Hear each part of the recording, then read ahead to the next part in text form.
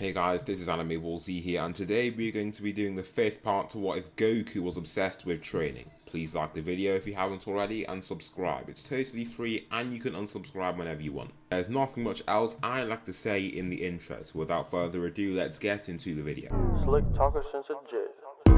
Winter time, all the time, ooh, yeah. Look at the way that I move, swag. Disrespectful and I'm rude, okay. I had cocaine in the school. Beerus swings out for a punch, but Gohan seems to phase out the way of his hand, Goku's after image. He then elbows Beerus in the face before dashing forward to hurl down a double axe handle. This lands straight onto Beerus' head and sends him hurtling down to the earth. Now, what is different about Gohan is that his power continues to climb. It's linked to his rage and not just his physical power. It seems almost endless. Repeatedly kicking Beerus as he falls, he lands a final double drop kick to speed up his descent. Before he can hit the ground though, Gohan pulls back both hands to then launch a double Kamehameha. The two blasts, one from each hand, fire down and swivel around each other before slamming into Beerus violently. The ground around them erupts in bright lights and explosions, and Gohan continues to fire. The planet doesn't just explode from this energy wave, because Gohan has exceptional ki control and is focusing the power of the energy wave onto Beerus. Gohan lands beside Beerus, who has bruised arms and a bruised torso in general. Lifting back up, he dusts off his body before making his stance. "You're strong, Gohan," he says, before moving with insane speed.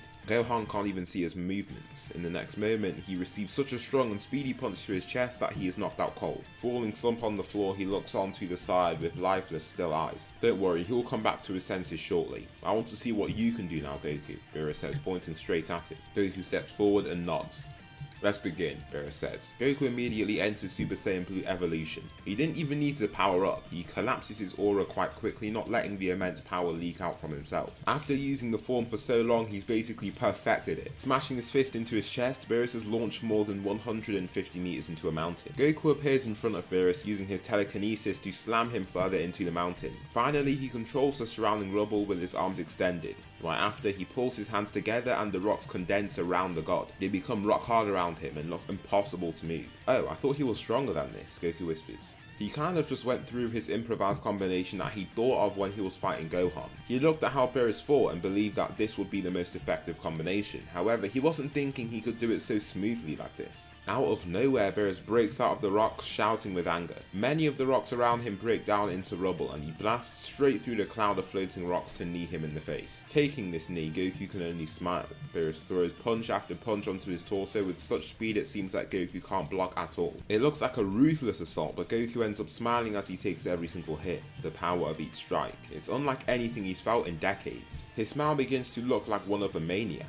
"Are you okay?" Beerus asks. He looks bruised up and hasn't really been attacking him back. He's just been taking each hit and giving him weird smiles and things. "I'm great, don't worry about me," Goku replies, before making a stance and snapping back into things. Dashing ahead, Beerus looks to elbow him at close range. It looks like he's rushing forward blindly and the god wants to catch him off guard. However, his attack is futile. Goku fades away into a projection of light and appears before Beerus to kick him right in his back. His kick releases a massive shockwave that catches the attention of Whis, who begins to watch more closely. Beerus is sent hurtling forward, but he comes to a stop and turns to shoot out a ki blast at him. All Goku does is swipe it away with a cold face, before splitting off into 10 clones. Now, this isn't like Tien's technique. After learning cloning from the Yardratians as well, he can make sure that his clones have the same power that he does. The only drawback is their durability and the stamina drain it causes. It's hard for his ki to fuel the Super Saiyan Blue evolution forms of so many individuals. All 10 of them swarm the God of Destruction, and this is something he's never trained for, getting punched in the gut in one moment and hit in the side of the face in the next. Grabbing one of the clones, he receives 2 simultaneous kicks to his gut before he feels his arms getting grabbed and pulled back.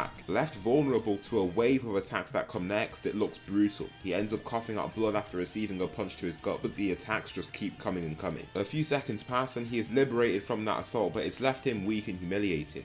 A mortal has just destroyed him like this. He couldn't do a thing. He felt powerless. It was like he was fighting Whis. He just stays flying ahead of Goku, trying to think about what's just happened. Pinching his skin, you can see this battle hasn't just been a figment of his imagination. Goku doesn't understand the silence. He doesn't want to stop this fight anytime soon. Appearing in front of Beerus, he slashes down the god's body with a ki sword. Subsequently, he lands a side kick to his chest. Beerus takes these hits and grits his teeth in pain, holding his body. He looks down to see his hands covered in blood, his own blood. Before Goku can advance toward him, Beerus roars out the top of his lungs, letting all of his rage loose. His eyes look bloodshot with rage as he just can't believe what's happened. This Saiyan has left him looking like a novice. Beerus speeds forward and shows no regard for life. Launching forward his full power Hakai blast, Goku catches it and feels much more power behind it. Beerus smiles upon seeing him stay in such close contact with the blast for so long. However, just when he aims to detonate it, the blast fires off and keeps him away from it and its erasure powers. Annoying, Beerus says to himself as he continues to fire forward. Aiming to punch Goku in the face, the Saiyan catches his punch, then controls his ki into his free fist to land an extremely powerful uppercut that leaves him stunned. The force he feels throughout his whole torso makes him unable to move. It almost makes him feel nauseous. Subsequently, Goku begins throwing an endless combination of punches to his head to try and end the battle. He continues on in a ruthless manner, continuously firing off with punch after punch that Beerus can't handle. Finally, he creates a ki blast that he slams into Beerus' chest, launching him down into the ground. The collision releases a massive amount of rubble in all directions, and once Goku sees no more movement, he sees that the fight is over. It was like he was taken over entirely. He's been training for so long and felt like he didn't need to hold back. He felt Beerus was strong enough, but should have been more vigilant. He went too hard at the end there. Beerus slowly moves up from the rubble, overcome with pain and defeat. He can feel the pain over his whole body and keeps his head tilted downwards. Goku lands ahead of him and looks on with a guilty face. "I'm sorry, Beerus," Goku says, putting out his hand to try and help him up. Beerus just looks up with a furious face, slapping his hand away before lifting. "I don't need your pity, Saiyan," Beerus turns. He feels anger, but then again, Beerus thinks about how intense that battle was. He felt like his life was on the line near the end there. Goku showed no sense of mercy. He continued to battle on with everything he had. Fighting someone like him that was so strong like that, it was exactly what he wanted. "Don't worry, Saiyan. You should be proud of yourself. Your ancestors would be proud of you. You've reached a level I've never seen a mortal reach. You're in the domain of the gods now," Beerus says, before turning and walking away. "The domain of the gods? Are there people stronger than you?" Goku asks. Beerus stops moving, just smirking once he hears this. The god can almost feel his Saiyan blood boiling as he says this. "You're looking at one of them. He's not just my partner, he's my master. He trained me, taught me everything I know," Beerus replies. "He's not even the strongest either." Goku can't ask another question since Beerus and Whis lift up into flight. "Farewell, Saiyan," Beerus says, before they blast up into the sky. What a day for Goku. After the god has left, it leaves Goku feeling quite, well, hollow. It feels like there's a whole world out there that has escaped his reach. Those two must know something that he doesn't. However, he just continues his training method by asking Shenron for how he can get stronger. Explain the main martial arts technique that the gods above the gods of destruction resort to. The main technique, Ultra Instinct, is a form that allows the user's body to move without any conscious deliberate thought. It allows for a much greater speed in battle and unnatural reflexes, making it extremely difficult for the user to be hit, Shenron explains. Now this is a technique that gives Goku goosebumps. How can something so effective exist? It seems unreal. Now he rushes straight into the chamber and focuses his attention on this power. Using God Ki in the gravity chamber, he continuously fires ki blasts around the chamber in a ring to hit into him. Along with that, he uses his clones to try and get him to dodge around the place. It's very hard for him to make progress at first. However, it doesn't leave Goku feeling sad and demotivated. No, Goku loves the training itself, as we know. He has fallen in love with the means to the end, not just the end itself. After about 3 whole years in the chamber, Goku lifts his hands to fire a blast. The agony in his shoulders is putting him off, but he doesn't let it get to him. No, he continues on and fires the blast around.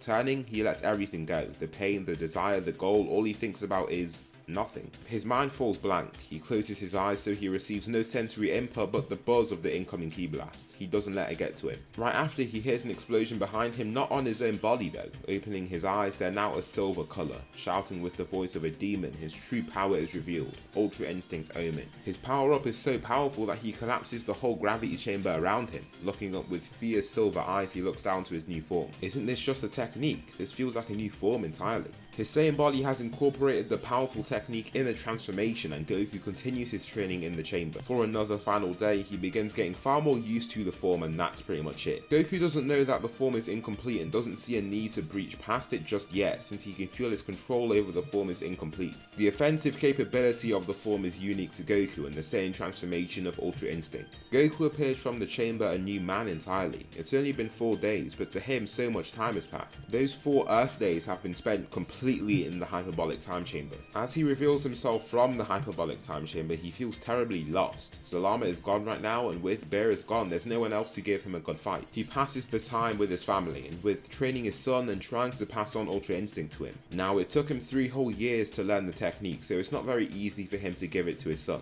A few months pass, and Goku is training with his son in the grassland. They're meditating, and Goku is trying to improve Gohan's God Ki sensing abilities. It took him a while to learn how to use this technique, but it's improving slowly and steadily. Ahead of him, both can sense a presence. Beerus, Beerus, Goku says, without even opening his eyes. Goku, Beerus replies. I've come back for a rematch, Beerus says, with a firm tone.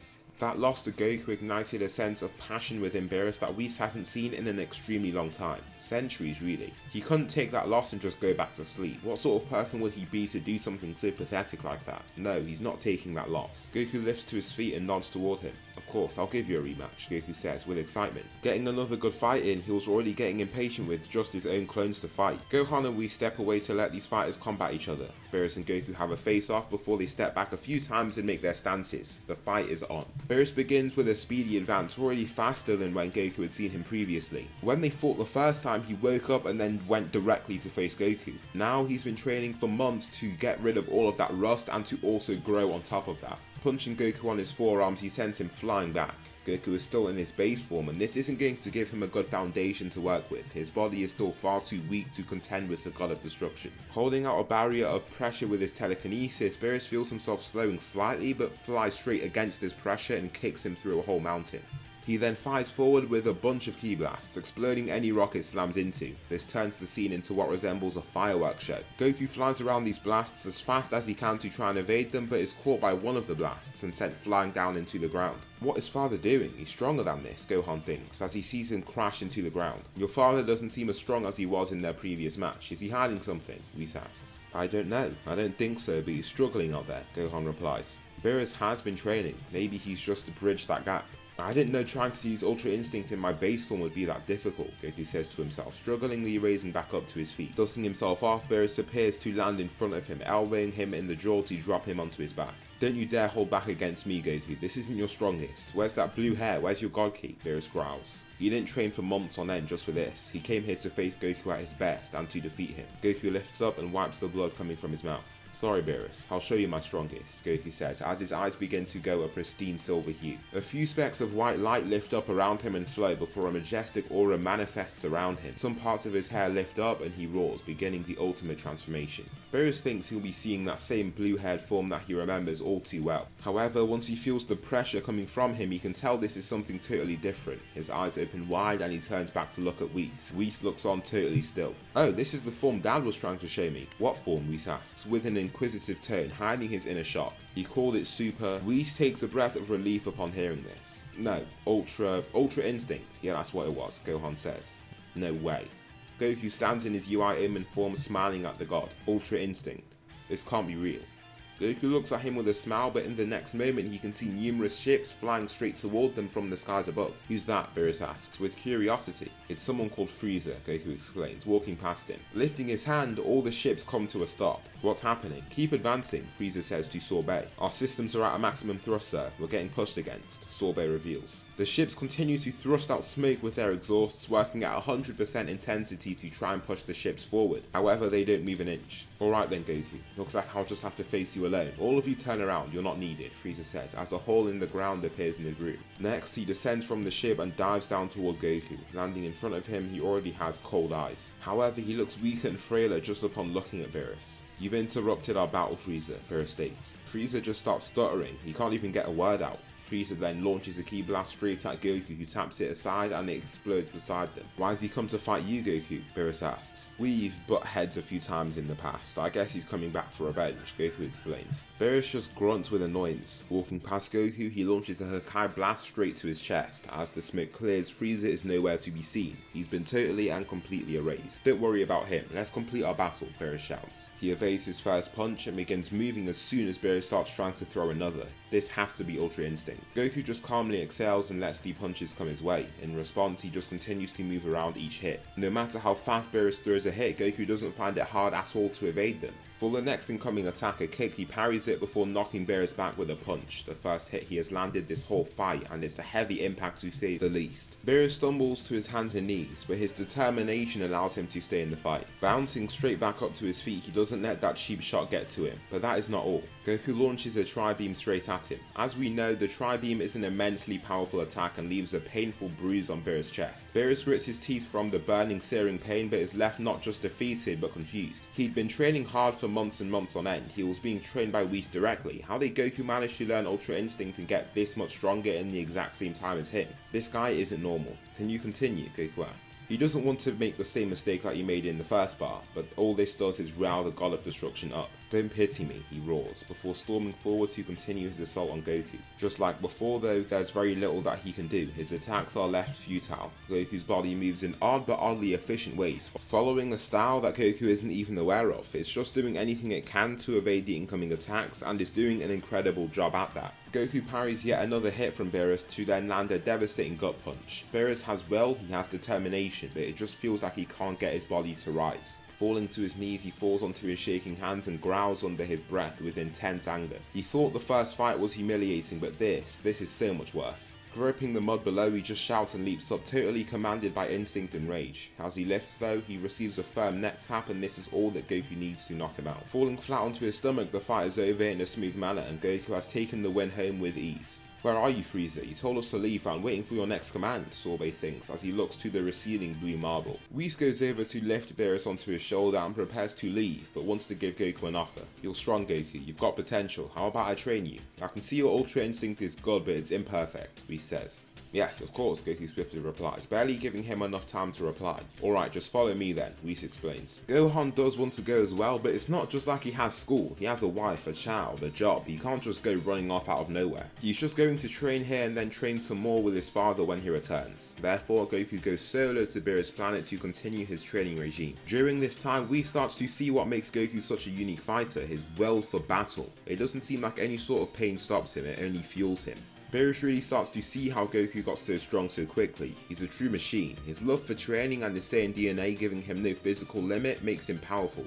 It also makes him dangerous. As they train, Beerus just doesn't have the same discipline that Goku does. The gap between them only continues to increase. It's not long before he achieves MUI, only after a few brief sessions with Whis. Now later on, when Beerus meets his brother, their initial fight is much different to how it was in canon. Beerus has been training, and so the gap between him and his brother is much larger. He basically embarrasses him, and they then decide to see whose universe is superior. This is where the Universe 6 saga begins. Beerus decides that Goku is all they'll need, and he is sent as the universe's solo warrior to take on all of Universe 6's greatest warriors. Before this begins, Goku is quite excited. He feels this way whenever he goes on to meet people that are from totally different places to himself. It means that he'll see completely new techniques for him to magpie and add to his own arsenal. First, he is up against Botamo. Botamo is a strong, large fighter that can take his pushes and not move at all. However, Goku just pushes him off the ring using telekinesis. Goku makes his stance against Frost and the fight is on. Goku can see Frieza's features in his face and body and gets angry as soon as he thinks back to what he did. This makes Goku more than willing to fight and he charges right in. Grabbing Frost by his neck, he throws him to the ground and punches him once, and this is all that he needs to knock him out. After this last punch, Goku starts to lose hope.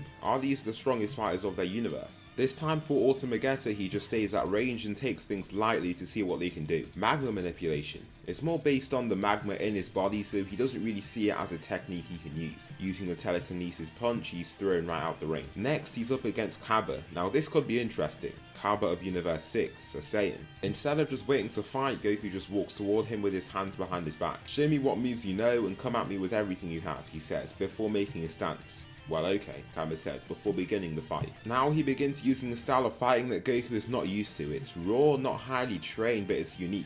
He likes the way he does things, but it's not super interesting. You're good, but you need more training. You could be way stronger with the power you have, Goku says, as he is dodging a number of attacks heading his way. Finally, he grabs Kaba's outreached hand to just throw and eliminate him. Next, he is up against Hit. Goku makes his stance and waits to see what Hit can do. Much to his annoyance, Hit doesn't move at all. Okay then, Goku says, stepping forward with caution. Suddenly, he switches his strategy and dashes ahead with insane speed. As he charges ahead, he can see Hit using his time skip ability. It looked like Hit couldn't track his movements, but all of a sudden he can. He starts moving even faster than him, causing Goku to eat a punch straight to his face. Knocking him back, he shakes off the Hit a little before looking surprised. How are you so fast? Goku asks. Now Hit doesn't have God Ki, so Goku has an accurate picture of how strong he should be. However, his picture was broken down by that sudden move. Goku goes in to attack him again and finds that he is nowhere near as fast as he just was. Kicking him in his jaw, he literally launches him off his feet and sends him flying to the ring's edge. That must be a technique of his, for him to increase his speed by exceptional amounts for a short burst. Now that's a technique he needs to know. Goku waits it out, not attacking at first and letting Hit recuperate. He rushes forward using Super Saiyan 3 to try and see how fast he is. As Hit moves, he can see he is slower than him, even with the use of his time skip. He slips past his powerful punch and grabs Hit's neck to slam him downward before flipping away. "I must commend you, that's a neat trick you have there," Goku says, awaiting his rise. He strugglingly gets back up, humiliated and furious. He's the best assassin in this whole universe. There's no one that he can't take down. Now, it's not like he's been given the preparation and time that he's used to, but still. This single man has utterly humiliated everyone else before him. He can't let himself go out in that same way. Hit shouts, surprising those in the Universe 6 stands. Before the tournament began, he barely showed any emotions, but now, out of nowhere, he's become this rage-filled warrior. Hit continuously throws swing after swing, aiming to land a haymaker to show Goku just how strong he is. However, that powerful shot he hopes of landing never connects. Goku can continue to slip around in Super Saiyan 3 with such speed that he can't even touch his hair. Finally, he punches him straight onto his energy shield, making him rub his wrist in pain. Finally, Goku lifts him up and off his feet, hurling him off the ring with a telekinetic push. The whole universe has been defeated at the hands of a single fighter,